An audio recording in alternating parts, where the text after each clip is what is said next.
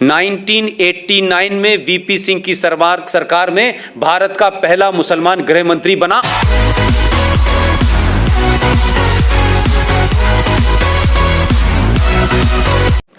को उस आदमी का नाम था मुफ्ती मोहम्मद सईद। उसमें भी महीना भी पूरा नहीं हुआ था और 19 जनवरी को पूरे कश्मीर के अंदर से 5.5 लाख कश्मीरी हिंदू पंडितों को मार के, रेप करके, बच्चों को उछाल उछाल के मारा है। और कह रहे थे कि किसी ने इस काफिर को पानी दिया तो उसको भी हम नहीं छोड़ेंगे। न मुफ्ती की बेटी रोई, न अब्दुल्ला रोया, न कश्मीरियत कहीं आई और चुपचाप खत्म हो गया। आज इसके बारे में कहीं बात नहीं होती। उसी दरमियान भारत के गृह मंत्री की बेटी का अपहरण हो गया, खुद ही कराया। देश के गृह मंत्री ने अपनी बेटी का अपहरण कराया, वो तो घर में थी। उसके बदले में आपने 4 आतंकवादी छोड़ दिए। बेटी बेड के नीचे से बाहर आ गई। वो इस्लाम से आज़ाद हैं कि नबी के गुलाम हैं, या नबी के गुलाम हैं कांग्रेस से आज़ाद हैं, ये मुझे पता नहीं। उनके घर में भी उनका एक भतीजा गायब हो गया और इतनी तेजी से हो रहा था, लग रहा था कि खट काम करना है।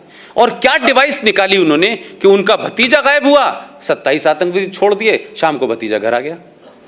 सैफुद्दीन सोज साहब, उनकी भतीजी गायब हो गई। ये ऐसे लग रहा था कि सबका एजेंडा कितना खूबसूरत है। उसके बदले में भी 7 लोगों को छोड़ दिया आपने। तो पहला इस देश के अंदर अगर हम ये कहें कि इंटरनेशनल टेररिज्म जो है वो भारत में कैसे पनपा, उसके लिए जिम्मेदार भारत का ये पहला मुसलमान गृह मंत्री है। एक घटना हो जाती है, मोदी के दौर में हुई, पूरी दुनिया में छा गई साहब, पूरी दुनिया के अंदर हंगामा हो गया। कोई वीजा रुकवाने चला गया, कोई धरना करने चला गया, कोई प्रदर्शन करने चला गया, लेकिन 5 लाख हिंदू अपने ही देश में शरणार्थी हैं। दिल्ली की सड़कों पे, दिल्ली हाट के सामने कोई पान की दुकान कर रहा है, कोई चूरन की दुकान कर रहा है, कहां रह रहे हैं, कोई बंगलोर भाग गया, कोई कहीं भाग गया। लेकिन इस देश में कोई बड़ा जुलूस, कोई बड़ा प्रदर्शन, कभी संसद इसके लिए नहीं रही। लेकिन चंद घटनाओं से ये लिंचिस्तान बन गया।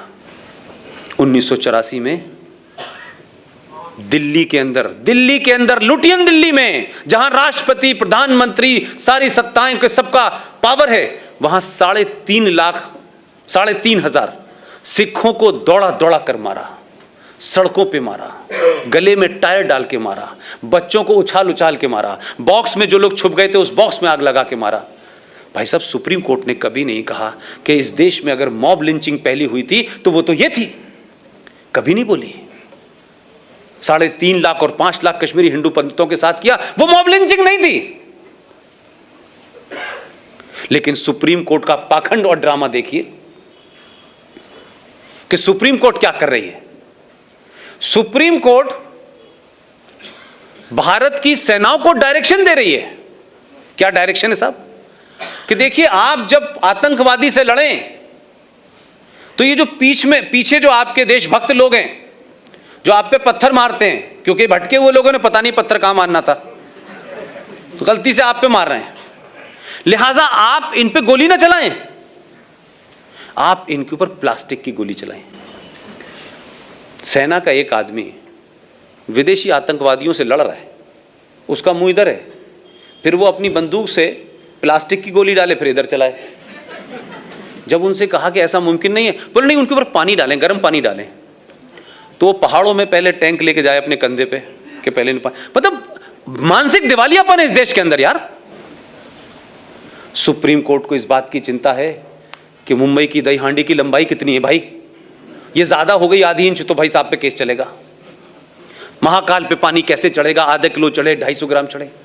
सुप्रीम कोर्ट नहीं, दुनिया की हर ताकत आपको टेक इट फॉर ग्रांटेड लेगी, क्योंकि आप सामूहिक तौर पे के ऊपर अपना गुस्सा नहीं निकालते हैं, आप बोलते नहीं हैं। मैंने इसीलिए कहा कि इस देश की मुख्यमंत्री कह सकती है ये बात। मुझे और आपको किसने रोका है? कंटेम्प्ट ऑफ कोर्ट होगा, ठीक है, कंटेम्प्ट ऑफ कोर्ट होगा, करें। 5, 10, 20, 50 लाख लोगों पे करेंगे, करिए। महबूबा मुफ्ती को क्यों नहीं डर लगता और क्यों आपको डर लगता है? उस पे कंटेम्प्ट ऑफ कोर्ट क्यों नहीं होता कि वो सुप्रीम कोर्ट को कहती है कि हम तिरंगा नहीं उठाने देंगे अगर इससे आपने छेड़छाड़ की गई? वो केस सुप्रीम कोर्ट में चल रहा था भाई। इसलिए भारत 1947 में पैदा नहीं हुआ था। भारत की पहचान ताजमहल और लाल किला और कुतुब मीनार नहीं है। भारत की पहचान 5000 साल पुरानी है। आपको एहसास ही नहीं है कि आप किनके वंशज हैं। आपके अंदर का पुरुषार्थ समाप्त हो चुका है। पहले मन की बात में लोगों को बताने की कोशिश करता है कि भैया ऐसे समझाओ। मैं प्रधानमंत्री की कुर्सी पर बैठने के बाद इतने ही कह सकता हूं, किसी की समझ में नहीं आ रहा। लोगों ने उसको कहानी सुना जैसे कोई दादी और नानी ने सुना दी हो।